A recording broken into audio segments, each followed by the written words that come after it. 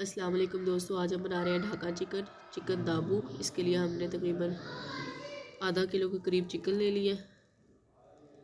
ये मैंने लेग लिया है। ये एक हमने आधे चम्मच इसके अंदर हल्दी पाउडर, हाफ़ टी स्पून इसके अंदर हमने डाला सूखा धनिया, ये हमने नमक, तिल डाले हैं और लाल मिर्च पाउडर डाला है और ज़ीरा पाउडर डाला है। ये सारे स्पाइसेस हम इसके अंदर मिक्स कर देंगे अच्छी तरह।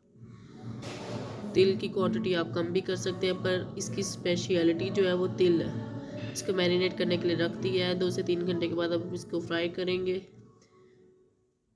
ऑयल गरम करने के बाद ये देखें, अब इसको पहले हमने 2 से 3 मिनट इसको तेज़ आंच पर फ्राई करना है, फिर हमने इसकी मीडियम फ्लेम कर देनी है ताकि ये अंदर से कच्चे ना रहे, गल जाए। अगर आपको वीडियो अच्छी लगी हो तो वीडियो को लाइक करें, चैनल को सब्सक्राइब करें और नीचे कमेंट ज़रूर करें। चिकन दाबू हमारा तैयार है। आप तिल ही ज़्यादा इसके अंदर डालने हैं, तिल ही इसकी स्पेशलिटी है। अल्लाह हाफिज़ दोस्तों, जल्दी मिलेंगे अगली वीडियो के साथ।